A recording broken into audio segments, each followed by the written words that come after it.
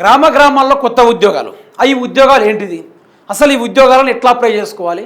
ఈ ఉద్యోగాలు ఎన్ని పడతా ఉన్నాయి? ప్రతి విలేజ్కి ఏ విధంగా వర్తిస్తుంది? అసలు వర్క్ ఏంటిది అనే దానిపైన నిన్న తెలంగాణ రాష్ట్ర ప్రభుత్వం కీలక నిర్ణయం తీసుకుంది. మరి గతంలో కూడా 100 రోజుల్లో సంవత్సరంలో 2 లక్షల ఉద్యోగాలు భర్తీ చేస్తామని చెప్పిన ఇదే కాంగ్రెస్ సర్కార్ ఆ యొక్క 2 లక్షల ఉద్యోగాలను గాలికి వదిలేసి ఇప్పుడు గ్రామాల్లో ఉద్యోగాలు ఇస్తామని చెప్పుకుంటూ వీళ్ళు మాట్లాడుతూ ఉన్నారు. అదే విషయం పైన ఒకసారి మనం చూసుకునే ప్రయత్నం చేద్దాం మిత్రులారా. ఏమంటుండంటే విలేజ్ కరెంట్ ఆఫీసర్ అట రైతు డిస్కీమ్ లో పని చేసేందుకు లోకల్ ఎలక్ట్రీషియన్లకు ఛాన్స్ అవుట్ సోర్సింగ్ కింద తీసుకోవాలని సర్కార్ యోచన. రాష్ట్రంలో కొత్తగా 12,000 మందికి ఉపాధి. గ్రామాల్లో ఎక్కడ కరెంటు సమస్య వచ్చినా వెంటనే పరిష్కారం, రైతులకు మేలు జరిగే అవకాశం. దీని వెనకాల ఉన్న అసలు కథ కూడా నేను చెప్తా.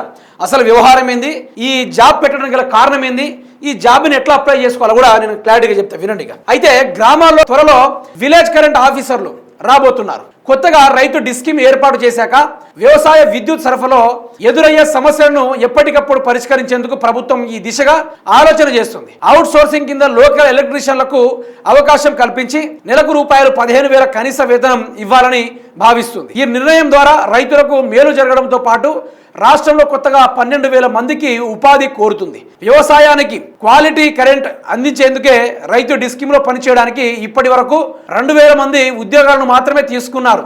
ఇందులో క్షేత్రస్థాయి సిబ్బంది 1000 మందే ఉన్నారు. వీరంతా పర్మనెంట్ ఉద్యోగులు. వ్యవసాయ విద్యుత్ సరఫరాలో ఏర్పడే సమస్యలను ఈ కొద్ది మందితో పరిష్కరించడం కష్టమని, ట్రాన్స్ఫార్మర్ల వద్ద ఫ్యూజులు కాలిపోయినా, లైన్లు తెగిపడినా త్వరలో రిపేర్ చేయడం వీలు కాదని వివిధ రాజకీయాల పార్టీల నాయకులతో పాటు విద్యుత్ సంఘాల ప్రతినిధులు, రిటైర్డ్ ఉద్యోగులు ఇటీవల ఈఆర్సీ దృష్టికి తీసుకొచ్చారు. దీంతో రాష్ట్ర వ్యాప్తంగా ఉన్న వ్యవసాయ విద్యుత్ అవసరాలు తీర్చేందుకు గ్రామానికి కరెంట్ ఆఫీసర్ను నియమించాలని ప్రభుత్వం భావిస్తున్నట్లు ఉన్నతాధికారులు చెప్తా ఉన్నారు.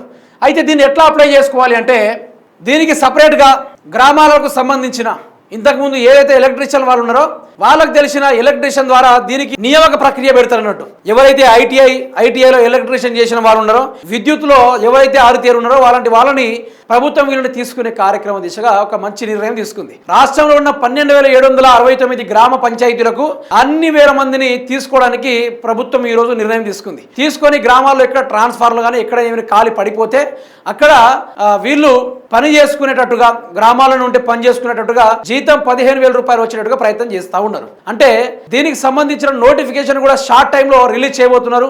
అందులోని ప్రతి గ్రామం తరపున ఒక 20 మంది అయినా కంప్లీట్ అవ్వడానికి అప్లికేషన్ చేసే అవకాశం ఉంటుంది. మళ్ళీ దీనికి దరఖాస్తుకి ఎంతో ఫీజు పెడతారు. ఈ నోటిఫికేషన్ల భర్తీకి మళ్ళీ ఒక కొత్త రిక్రూట్మెంట్ అయితే జరగబోతుంది. ఇది షార్ట్లీగా కాంగ్రెస్ తెలంగాణ రాష్ట్ర ప్రభుత్వ అఫీషియల్ వెబ్సైట్లో కూడా ఇది రాబోతుంది. దీన్ని గ్రామాల్లో కూడా దీని గురించి తెలియవరిచే అవకాశం కూడా ఉంది. అయితే ఇక్కడ 2 కారణాలు ఉన్నాయి. ఒకటి, గతంలో రేవంత్ రెడ్డి మాట్లాడినట్టుగానే 2 లక్షల ఉద్యోగాలు ఇస్తా అని చెప్పిండు. ఆ ఉద్యోగాలు ఇప్పటిదాకా లేవు. మరి కొత్త ఉద్యోగాలు అంటున్నారు. దీన్ని ఎట్లా నమ్ముతారు? ఏ విధంగా నమ్ముతారు? నమ్మే ఆలోచన, ఆస్కారం ఏదైనా చేస్తున్నాడు రేవంత్ రెడ్డి అంటే ఏది కూడా చేయడం లేదు. ఇప్పుడు గ్రామాల్లో 12,000 యువతకు ఉద్యోగాలు అందించే కార్యక్రమం తీసుకొస్తున్నామంటే ఎట్లా జీతాలు ఎట్లా ఇస్తారు? ఏ విధంగా ప్రక్రియలోకి తీసుకొస్తారు? అంటే గతంలో ప్రభుత్వ ఉద్యోగులకి ఇప్పటిదాకా జీతాలు ఇవ్వలేదు కదా. ఇప్పుడు సర్పంచులు, గ్రామ పంచాయతీలో పనిచేస్తున్న ప్రతి ఒక్క సర్పంచుల పాత బిల్లుల బకాయి చెల్లించలేదు ఇప్పటి వరకు. అట్లాంటిది ఇప్పుడు మళ్ళీ కొత్త స్టంట్. ఇది గ్రామ ప్రజల్ని మైపరిపించడానికి ఇది ఒక కొత్త స్టంట్, యువతను మళ్ళీ దారి మళ్లించడానికి ఇది ఒక కొత్త స్టంట్. ఈ విధంగా చేస్తూ ఉన్నారు. ఈ రోజు అశోక్ నగర్లో ఎందరో మంది యువత గ్రూప్ కోసం ప్రిపేర్ అయిన వాళ్ళు కావచ్చు, కానిస్టేబుల్స్కి ప్రిపేర్ అవుతున్న కావచ్చు, ఎస్ఐ వాటికి కూడా ప్రిపేర్ అవుతున్న వాళ్ళు కావచ్చు, వాళ్ళ జీవితాలు ఈరోజు రోడ్ల పాలైపోయినాయి. ఏం చేయాలో అర్థం కాక యువత ఈరోజు చెడిపోతుంది. ఆ యువతను బాగుపరిచే ప్రయత్నంలో ఇంకా చేస్తాడా అంటే ఇది ఇటువంటి ఒక 12,000 నోటిఫికేషన్ రిలీజ్ చేసే కార్యక్రమం అంటూ ఒక పేపర్ కట్అవుట్ అయితే వచ్చింది. ఇందులో నిజమెంత? వీళ్ళు చెప్పిన ఇన్ఫర్మేషన్ ప్రకారంగా జూన్ 2వ తారీఖు నుంచి ఇది అమల్లోకి వస్తుంది. దీనికి సపరేట్ వెబ్సైట్ తీసుకువస్తున్నామని చెప్పేసి వీళ్ళు మాట్లాడుతూ ఉన్నారు. దీనిపైన ఒకవేళ ఇది లింక్ బయటకు వస్తే దాన్ని కూడా మనం డైరెక్ట్ ఎట్లా అప్లై చేయాలి, ఏదో చెప్పాలో మనం క్లారిటీగా దాన్ని బయట పెట్టే కార్యక్రమాలు అయితే చేద్దాం.